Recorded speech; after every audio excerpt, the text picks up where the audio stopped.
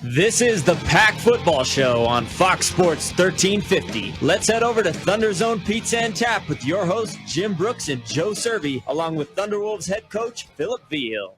And good evening, everybody.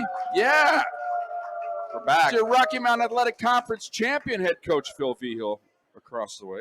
Joe Cervi right next to me. Aaron Kinnischzke, our producer and engineer. We had a couple guests tonight, Josh Atkinson and Mac Alexander. Josh is the wide receivers coach. Mac Alexander, special teams and defensive backs. Well, Phil, survive in advance, right? That's what they say in the old NCAA basketball tournament. At halftime, down a little bit, but just had to go regroup, and that was a great. What was the speech? Tell us the speech. Well, I heard you guys were dogging us in the first half. We weren't. No. I heard we have a bunch of non-believers dogging us in the first half. I'm going to explain this to people who are listening. We broadcast what we see. If what we saw gave us any sense of optimism, we would have said it. Wow. But did it? Now be He's honest. the color guy. I just called. No, but be honest. So we're calling as we see it. Okay. You march right down, score, stop them. Everything. We look at each other and go, oh, it's on. Well, the turning point of the broadcast, Phil, was the calming influence of John Riston, the prophet, coming up and massaging us and just saying, at halftime, look calm at him. down, and everything's going to be fine. Yeah, there he is, Coach Riston. The ring. Speaking of massage, he's going to go do that. But he's, he was a calming influence. Of, hey, we're going to be all right. Everything's going to be hunky dory. We're going to be all right. We're going to get a stop, and we're going to get the ball. We're going to go score, which leads us to the funny decision that Shadron made. Now they had the choice, right, in the second half. They did. And they decided we're going to give the Thunderwolves the ball, and we're going to go into the wind. Well, no, that's not true. So we won the toss. We deferred. So they chose the ball, which gave us the win in the first quarter. So we get the ball in the second half. I thought they won the toss and deferred, so they got the choice of getting the ball in the second half. No.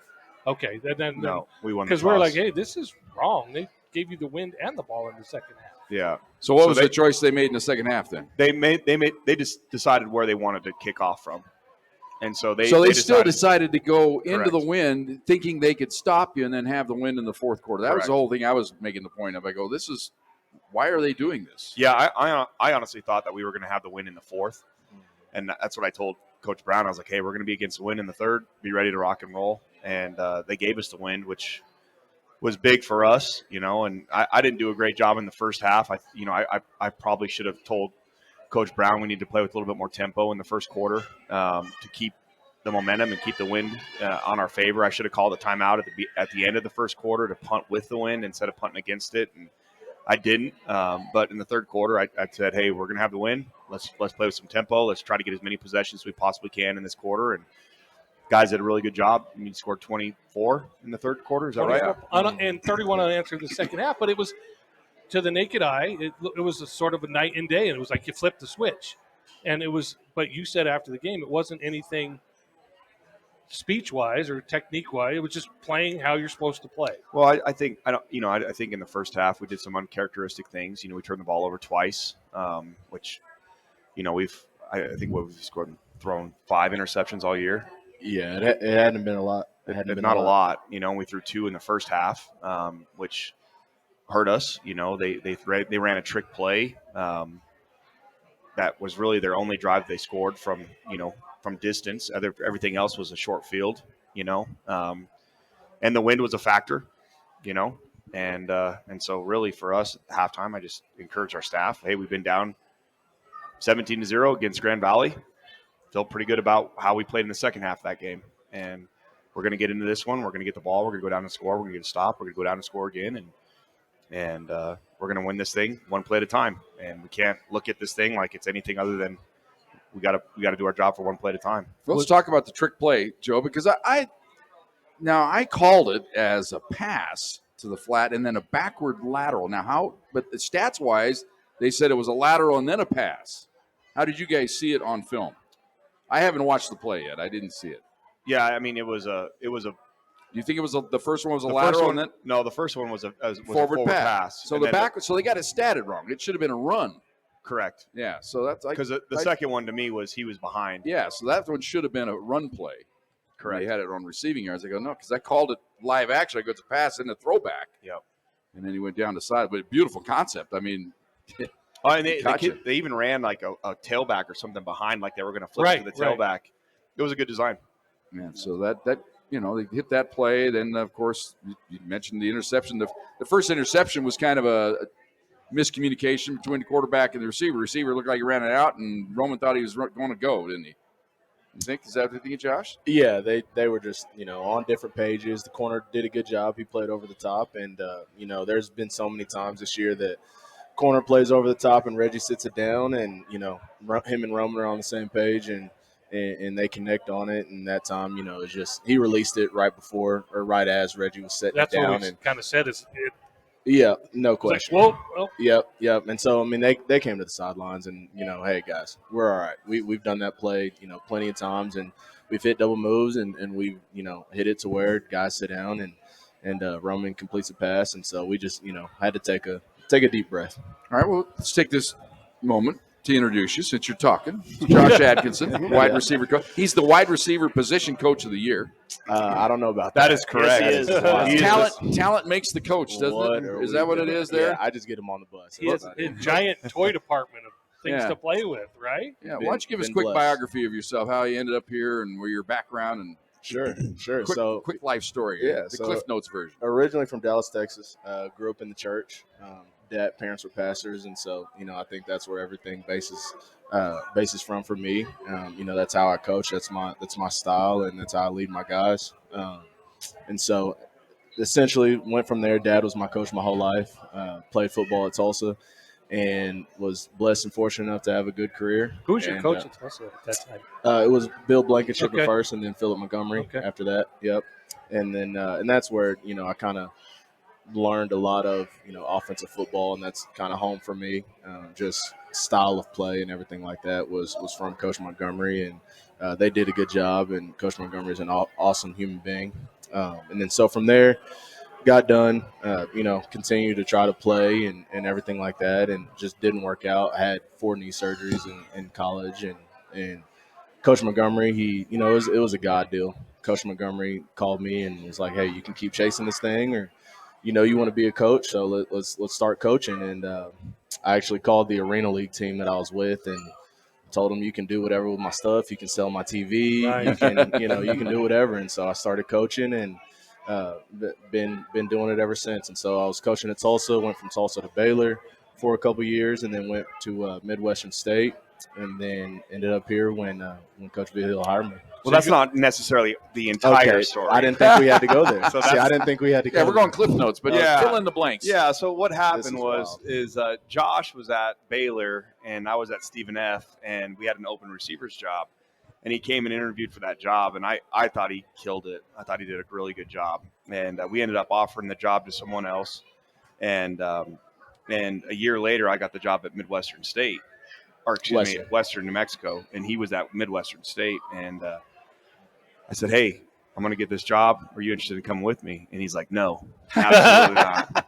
Are we going to tell why? And so then, Okay. I mean, no, he just told me no. Like, Okay, I don't perfect. like you. I don't want to come with you. I think that's what it was. No, Miss Jody was pregnant at the time, and they had their doctors and all that kind of stuff. Sure. And so then a year later, my receiver coach leaves. I call him up, and I said, "Hey, you ready?" And he said, "Nope." Third time's a charm. This is So that's yeah, right. Thursday, no question. So actually, how I got here, he got the job. I texted him congratulations and wasn't expecting anything back. He called me, and to my credit, he said, "Hey, are we rolling?" And I said, "Yeah, let's go." Wasn't even a question. So Nice. there's that. So- I'll tell my so side of the story. He really did try and hire you 3 times. More or less. yes, that's correct. He So did. you have an eye for coaching talent. Obviously, you look at your staff, you have an eye for coaching talent. We're blessed, man. We got a great staff all the way around. We've got a bunch of guys who love on these kids like they're their own and can recruit and can coach. And Young and hungry, too. they are. They're just kind of fun to be around. They are. Even for us, they're kind of Yeah. just fun to chat up and, give grief to sometimes. But what are you going to do? But so that brings us to Mac Mac. Alexander. You're a sloper, though, aren't you? I am. Montrose? Yes, sir. Okay, see, I Yes, got sir. that one right. Yes, sir. So you're a Colorado guy, and you have that Mesa path. I do. Tell us about it. So I grew up in Montrose, Colorado. My parents moved there. They're all Texas people. They moved there when I was young. My dad's an orthodontist out there. So everybody with straight teeth in Montrose is because of Doc Alexander. That's very exactly true. right. Okay. It's very true. Okay. Yep. Max's grandfather is like the Vince Lombardi of the orthodontist industry. Really? Oh, there you go. No, like he's world Coaching renowned. tree. No, like world renowned. He is. Yep. He's an unbelievable orthodontist. Well, I got this crown issue. That's a All dentist. That's dental. You gotta go to my, Okay, different. you gotta go Okay. to my brother. My brother's a Oh, dentist. your brother's the dentist. Okay. Dennis and Meeker. You can go All and right, hang well, out. all with right. him. As long as I get referred. Yep. So I grew up in Montrose. Played Montrose High School. I ended up getting an opportunity to play Colorado Mesa. Played football there. Was that for Coach Martin or? It was for Coach Romano. Coach Romano. Coach Tony. Romano was my head coach. You know, he's Paisan from this side of the mountains. So, Mhm. yeah. Yeah, he was awesome, man. It was a good time. I only played football for 2 years. I had a neck injury my redshirt freshman year. Actually against CSU Pueblo is where I hurt the most. You hooped. Yep, I ended up having to stop playing football. I coached for a semester, realized I loved it, but I hated it at the same time because I did not enjoy coaching guys that I had played with and around that. So I had They opportunity. probably didn't like it either. They did not. No, they did not. So I had the opportunity to walk on the basketball team, and so I took that a chance. It was a great time. I went from being a starter on football field to a guy who just played on the bench in basketball. That was So what year was that when you were playing basketball? I started in 2010. Okay. 2010, and I graduated in 2014. So I did a few of Mac Alexander basketball games. Didn't play a ton until my senior year. Okay. Started to play a little bit. It was a great opportunity. As soon as I was done playing basketball, I interned for the football team at Mesa. That's when Coach Martin got hired. Okay. And so I wanted to prove that I wanted to coach football. So I interned, ended up being a GA there, turned into a full-time role as a DB coach. I was there for 4 years as a coach. And I left and took the DC job at Fort Lewis College in 2018. 8 months later, got fired. Who was your head coach there? Joe Morris. Joe Morris. Joe Morris, Yep. okay. Joe Morris. I got fired. I left and went to Tarleton State in Texas.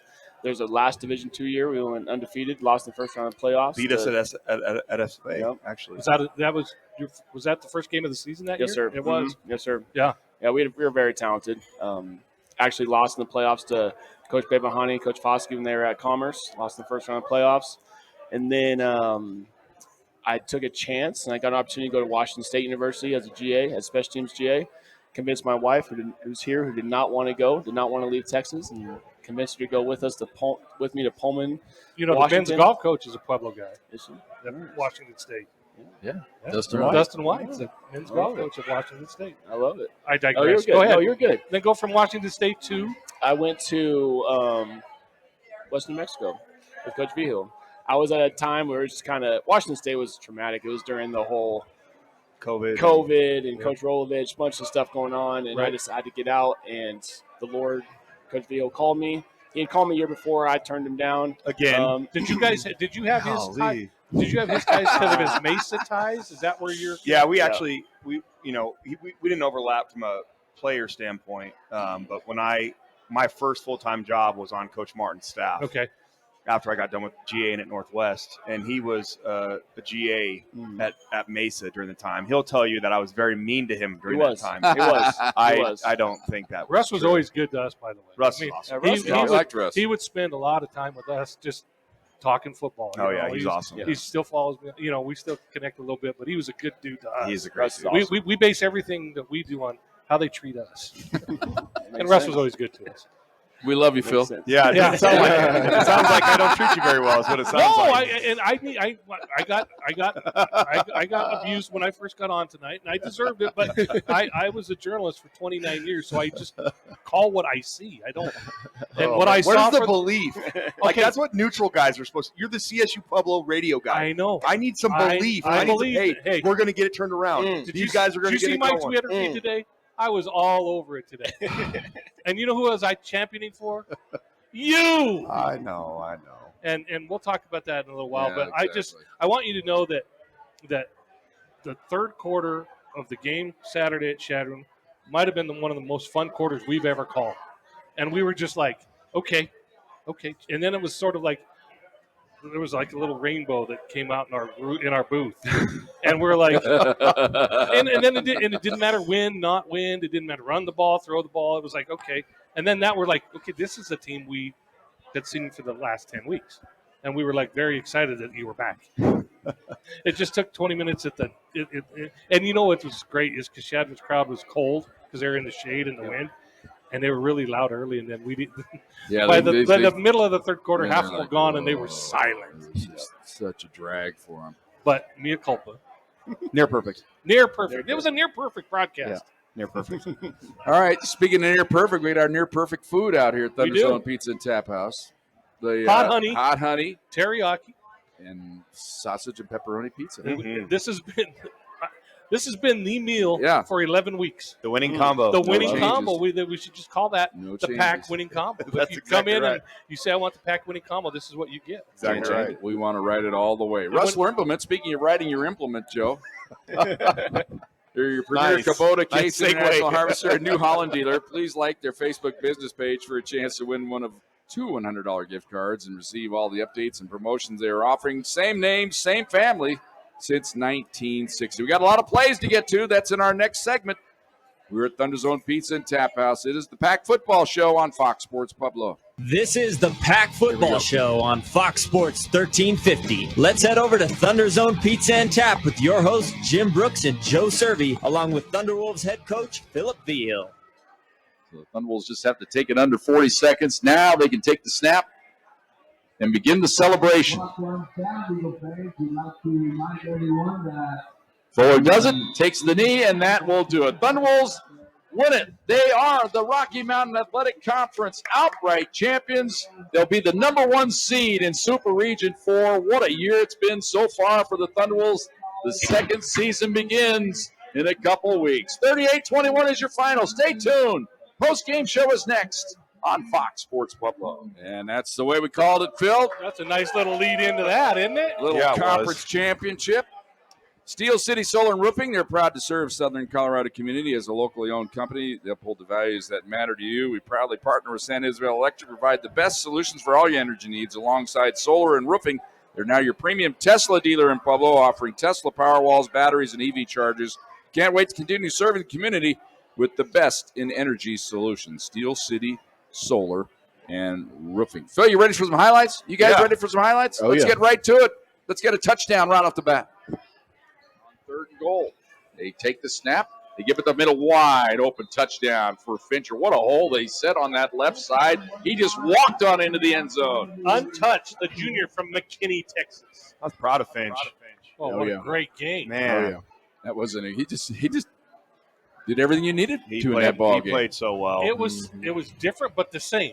Yeah. I mean, you a different Different style of running. for sure. But the production, I said on the air, I got to change my – I said if Howard gets 20 carries, you win the game.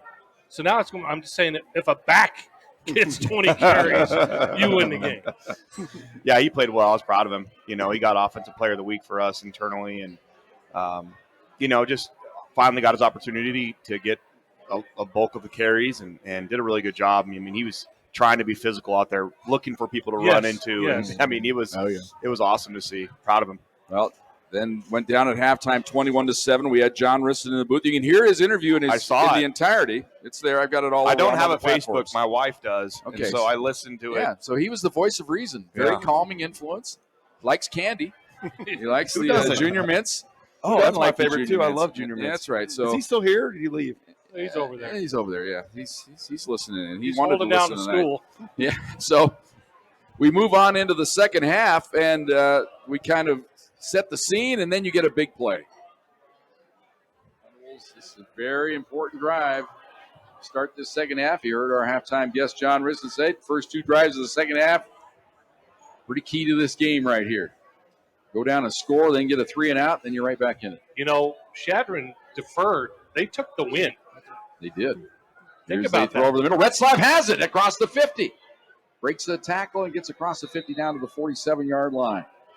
Think about that. They took the wind instead of the ball to start the second half.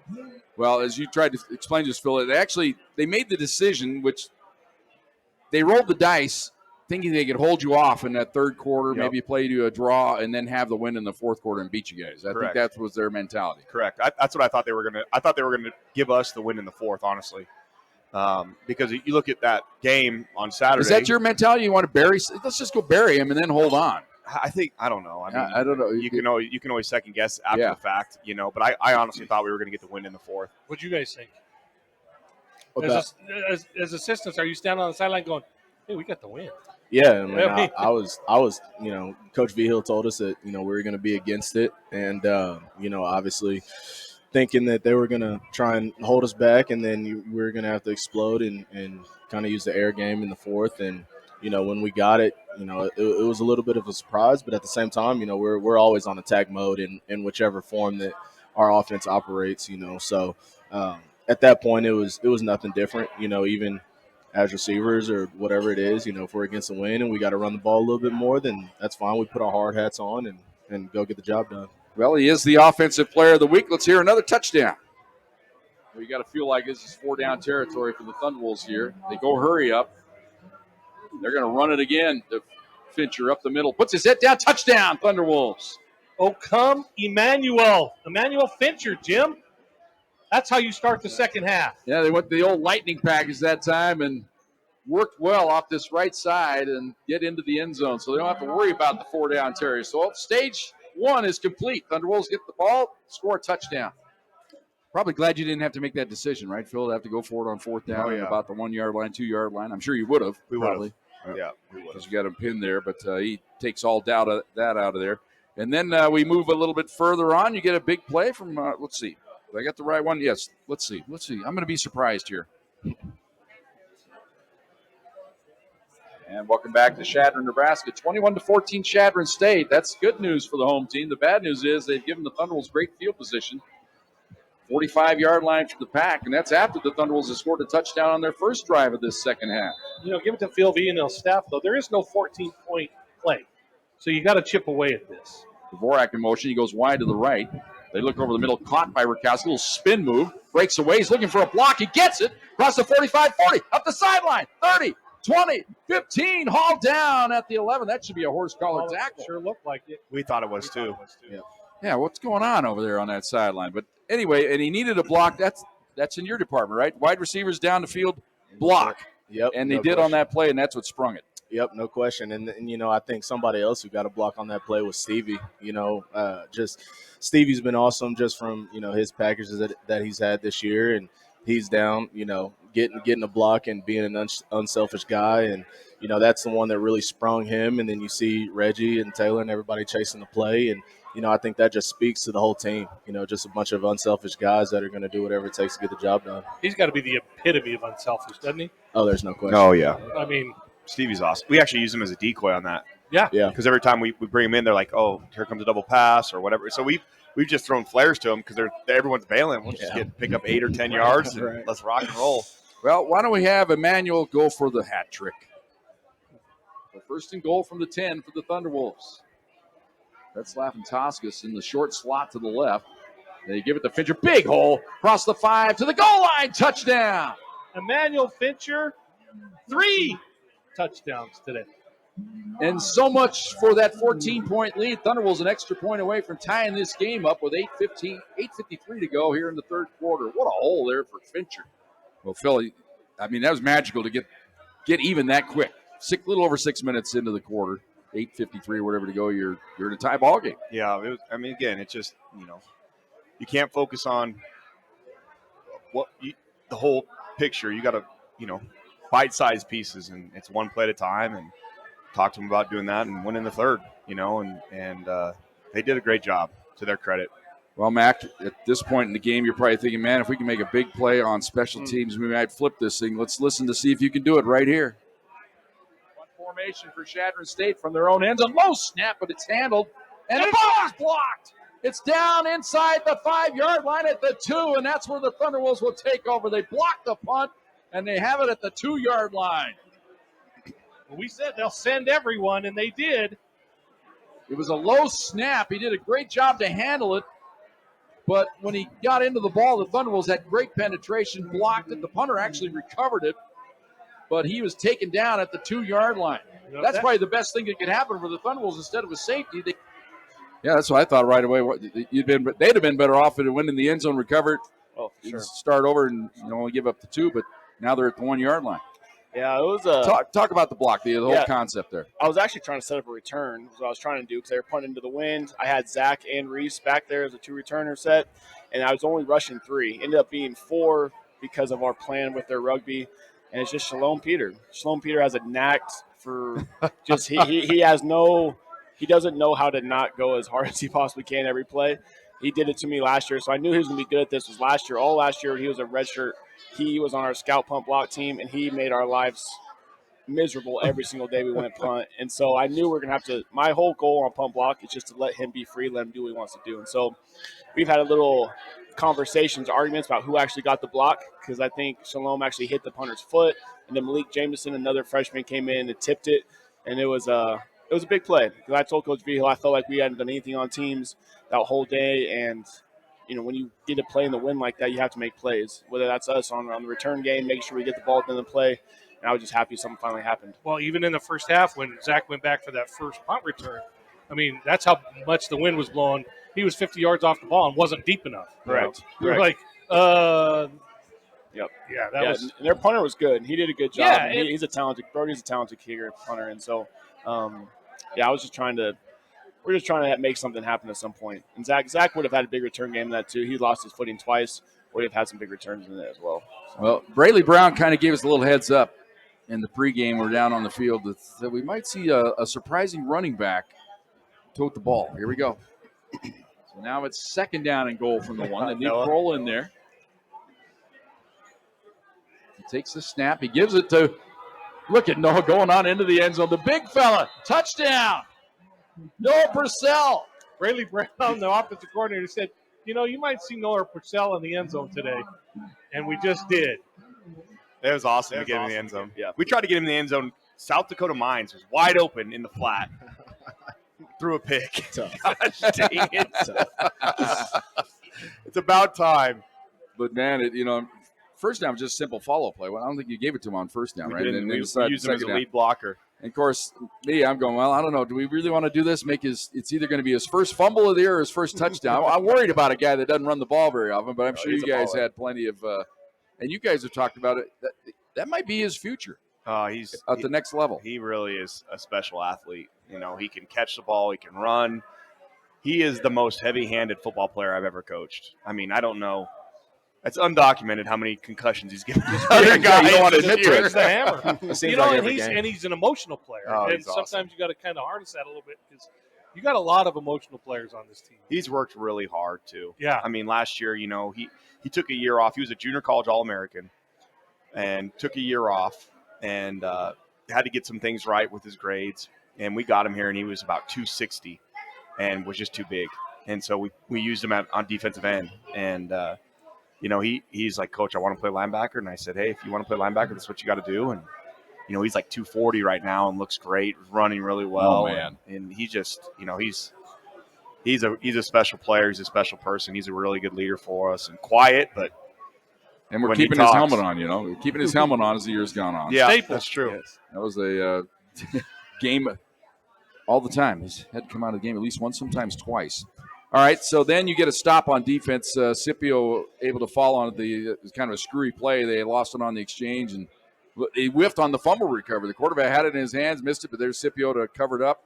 He had to settle for a field goal, but it was huge at the time because it gave you the 2-score lead. And we're not going to listen to it, but I just comment on it. No, yeah, it was huge. Yeah, it was huge. I mean, and again, I think the wind was such a huge factor for us on Saturday because it's like you look at the score, only one touchdown was scored outside of going with the wind. Right. And that was in the fourth quarter. And so, credit to our guys. I think we did a really good job coming out in the third and capitalizing on that. And, you scored 24 points in the quarter. Everything's clicking. Offense, defense, special teams. Like you just don't have enough time to score that many points usually in a quarter unless everything is clicking. And so we got a turnover on special teams. We got a turnover on defense. Offense was scored on every single possession. And it was great. It was great team football. But go ahead, Joe. No, it's just like it once you tied the game, they were kind of a little bit shell-shocked, and then you broke their spirit. It was pretty obvious on the side. We were just looking down at the sideline. Their body language changed with 3 minutes to go in the third quarter, it was like, okay, there you go. Yeah, but then the field flips. They get the wind. Yep. And lo and behold, they get the wind magical. They drive it right down the field, but you guys come up with a pretty big stand on defense and set up for a field goal. And again, it's time for special teams to make a big play. So a field goal attempt upcoming here for Yee. Still a big stop for the Thunderwolves to hold them to just this field goal attempt here. From the 12. They block it. It's loose on the deck. Thunderwolves cover it up inside the 10-yard line at the 6. McCaney with the blocked field goal. He came off the edge and blocks the kick. What a huge play for the Pack. That was indeed. And he came flying off the edge, and it was a no-doubter. Was he close earlier, too? He was close, Yeah. It was him and Shalom, actually. Shalom, we sub Shalom in, get him in, take Daniel Bone off the field, and our whole game plan this week was to pressure him from the edge. Wilson Hughes is a really good kicker. He gets really good height on his ball. He's very powerful. They do some different stuff on field goal I thought we could have exposed, and Keith is extremely explosive and very athletic and very opportunities twitchy. with Keith. Yeah, It's all opportunities. Keith has a 45-inch vertical. I mean, the That's kid, what you were the saying. kid He's can just- fly. He's so explosive. He looked like Superman coming off the edge there. Now, you guys have used up all your luck on the ball bouncing right into somebody's hands. You know, when it first happened, it's like, oh, here we go. We're going to get a touchdown. And then you covered it up. But Isaiah Herford is the one who got that, and I gave him a hard time. I was like, "Hey, why don't you pick it up?" He goes, "Coach, I thought it went behind the line of scrimmage, and I was just trying to get on top of it." And I was like, "You had all this space. You could have kept it alive." But I our thought ball. in that Way to fourth- coach him up. Yeah, that fourth quarter, Beat him down. they still had great field position on a couple of different possessions, and your defense came up big to keep them out of the end zone, keep them off the scoreboard. Yeah, And if they could have got a quick score there, who knows where that game goes. yeah, the blocked field goal was huge. I really think that was the tipping point where these guys were like, oh, my gosh, seriously? You know, I think that was huge for us. And then, you know, they get down, 3 scores like you mentioned, and we feel like we're going to, if we get them into that position, we're going to be in a good shape because we felt like we could cover and we felt like we could get after the quarterback. You And pin your ears back. that's exactly what we were able to do. Yeah. You know, they could not block Dre. Yeah. Dre Towns, he had a great day. And we talked about that because, number 16 at defensive end, but his speed was just, he was around the corner. Yep.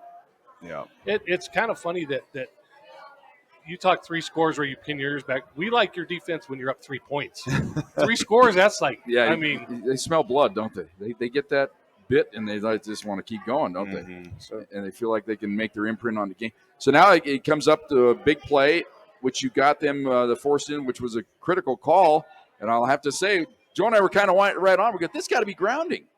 And when you got the pressure on him, and then he just kind of flipped it out there and didn't get it back to the line of scrimmage. Correct. So Joe was on it right away. It's not to the line of scrimmage. It's got to be a penalty. And credit the officials. They talked it over and threw the flag, which turned out to be a pretty critical call. Oh, it's huge because that backed him up from a field goal standpoint too. And then, we were able to put pressure on him again. I think we were in his head a little bit from the previous block, and he pushed it, I think, to the right. Right. And Well, he knew big number 9 was there right in the center of the screen there. He's probably, man, I saw the replay where he jumped up, and it looked like I'm going to try to hook it around him. He was close. Yep, that's Cody's call. We call it jump right, for white man can't jump. And we called that. We had an edge pressure too, and Wilson used a very good kicker. That's not his first one he's hit from that long this whole year. He's shoot, done he it hit all a year. 55-yarder. 57, I think it was. Yeah. Long. He's very Going in there. talented, So he I had the just light wanted- for it. Just wanted to get in his head a little bit and get And you some did. pressure. We did, and he missed it. So because he hit it well, he just missed it. So the danger of going for it there is they give you great field position. You take total advantage of it, putting the clinching touchdown on the board. Taking their time here. Play clock down to 10. Eagles show blitz. Here they come off the edge. Fuller steps up. He's going for it all. He's got Toscas. He's got it. Touchdown. Taylor Toscas. He got behind everybody, and Fuller dropped it right in the bucket for the touchdown. Wind? What wind? Yeah, that was a tough throw into It that was. gusting wind, and he put it right on the money. I think what was it, down and distance, 3rd and 7 or 8? Yeah, 3rd and 7. And I told Braley, I said, hey, we're going to be in 4-down territory because we're not going to kick into the wind Yeah. right there, Marking again. And to get us into a 4th and manageable. And we call mesh. And before the ball is even snapped, Braley goes, he's got his post. He's got his post. Sure enough, steps up. And we haven't, how many times have we thrown the post this year on the mesh? Zero. Not once. Improvising. Not once. Yeah. And he stepped up, threw it post, and good thing he threw it to Taylor in the end zone because Taylor can't run it into the end zone. He cannot. Oh, They give him a hard time. man. That poor guy got hosed today, and then we're still He did get Piling on. hosed. Oh my He God! did He got hosed. hosed. We'll talk a little bit more about all the Piling hosings on that went today. My goodness, I saw all the press releases. Like, well, what are they looking at? All right.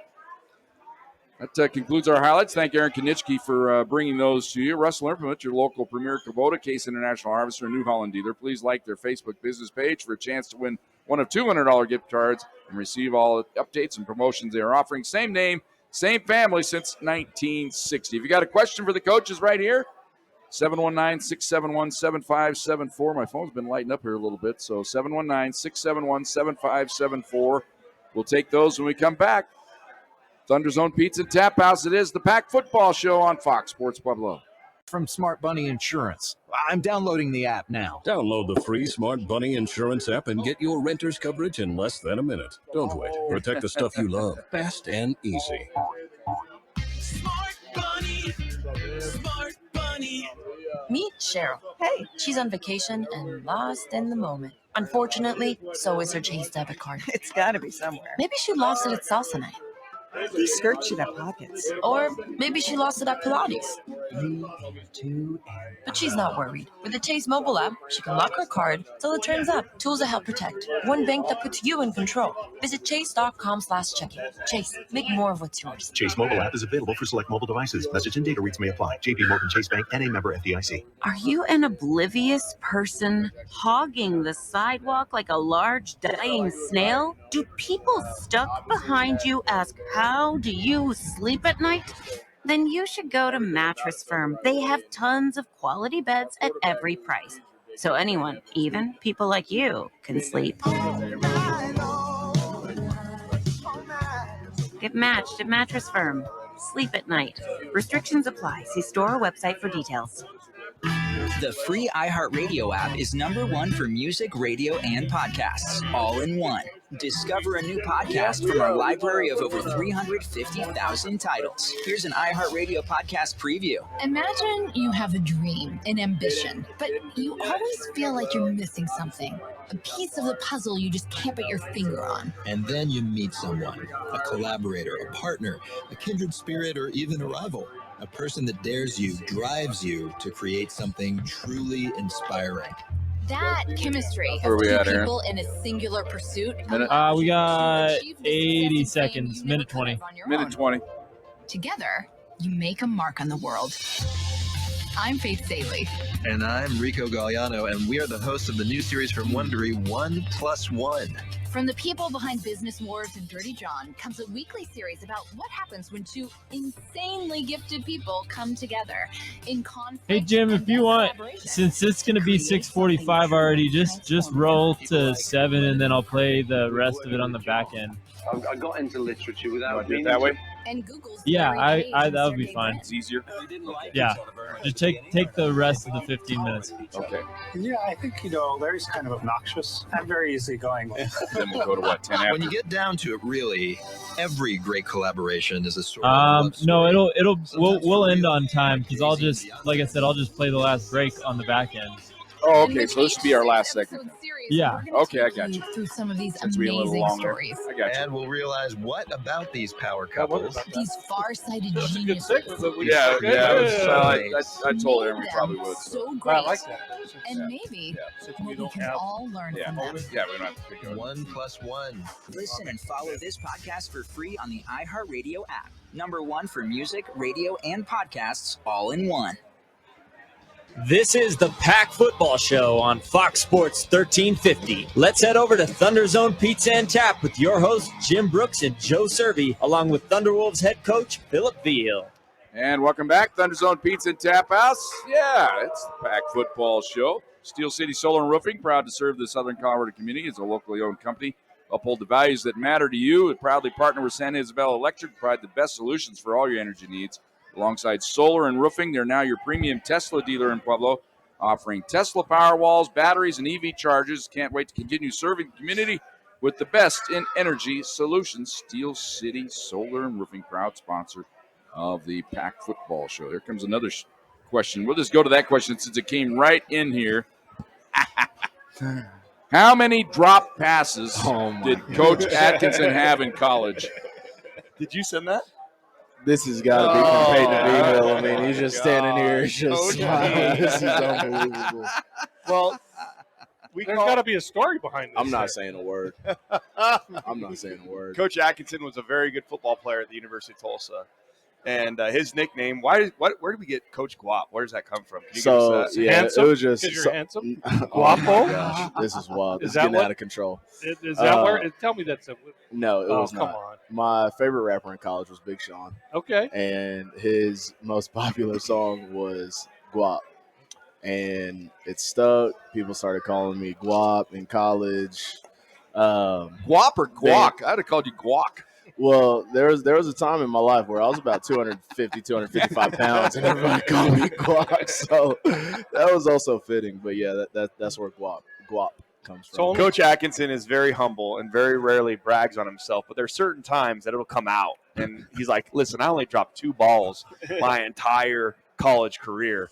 And so then we started calling him Two Drop Guap. This is wild. Oh, This is wild. You want to talk about a name that's going to stick? I'm 100% sweating. We got a microphone. 2 Drop Guap. I don't like anything We about got to come up this. with a song for that.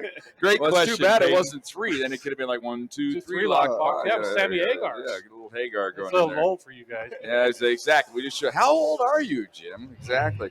Here's a question for Coach Veal. What was the most near perfect situation you faced as a team this season? In our 2 years here, we are 4-0 when the bus is broken down. So we had another issue going to Shadron. 4-0 with buses. Yep. So we were out just outside of Castle Rock, and something on the bus went wrong. A belt broke and pulled off on the side of the highway. And Cade texted me and said, "Hey, we're 3-0 with the bus breaking down. This is a good omen right now."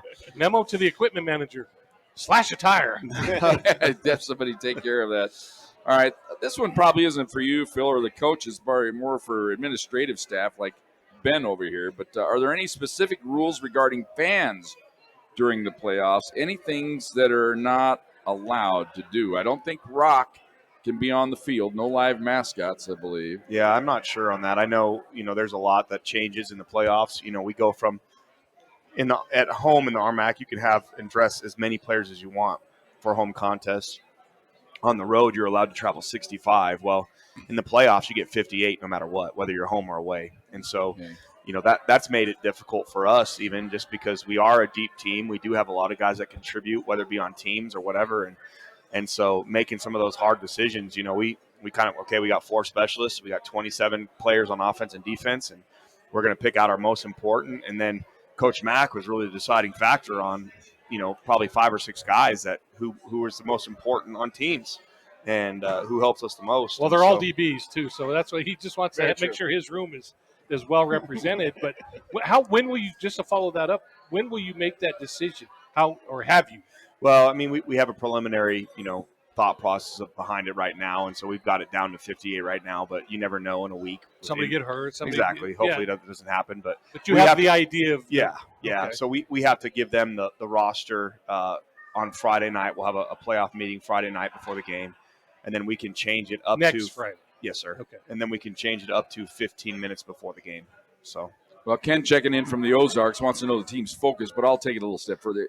You've probably just started preliminary practices. Probably not even. We can't game plan yet because you don't know who you're going to play. So you just pray. Oh yeah, sharpening. You play it's faceless opponent. No, we're game planning. Okay. We practice Tuesday, Wednesday, Thursday this week. And we've already started prepping for. We've actually practiced. We'll practice once each for each opponent. Okay.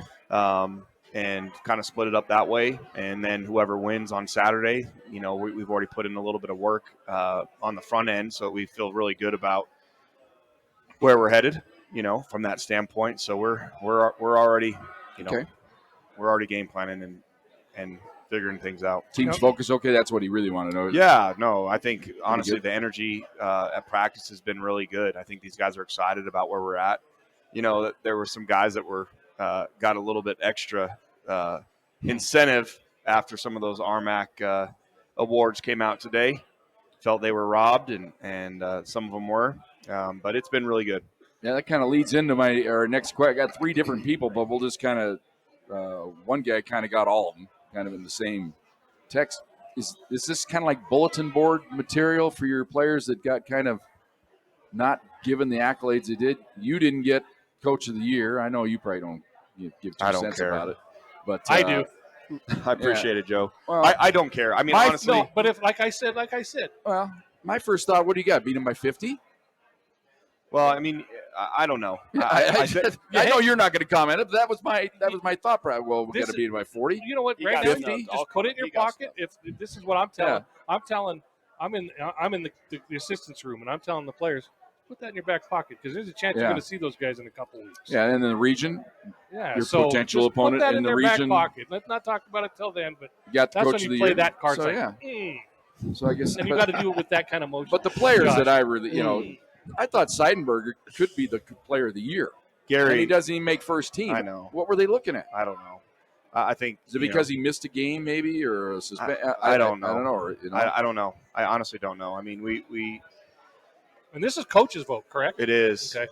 It is. And I don't know. I think there's a little bias there. If I'm being honest, I think that there's a lot of people that don't like CSU Pueblo because you're too good. I don't know. I don't know what that is. I don't know. But it sucks when it hurts the kids because I think we had a lot of kids that deserved more than what they got. Like Noah Purcell wasn't even voted honorable mention. Like that is shocking. Oh my God. You know, like that kid is one of the best football players in this conference. You know, and Taylor Tosquez, another one, honorable mention, and he's one of the top receivers in the country, in the nation. Yeah. Yes, and it's just. But that's why I tweeted today. These things kind of they frustrate me. They're great to have, and Ben will put them in the bios next year. Everybody's this, and this. But it's the guys who got talented guys who got slighted, and that's great motivation. Yeah, Taylor tweeted something out today. Bet. Yeah, bet. All right, bet. Something like that. Yeah, he walked by. He was going to the restroom tonight. I go, dude, you got O's? He goes, I know.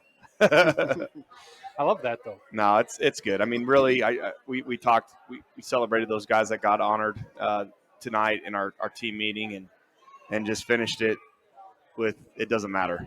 Those are great things, but we got bigger things ahead of us right now, and we're focusing on how do we be great tomorrow morning at practice, and how do we continue to be the best team in the country at getting better. Now, will you guys watch Saturday as a team, or will you watch it with your rooms, or will you?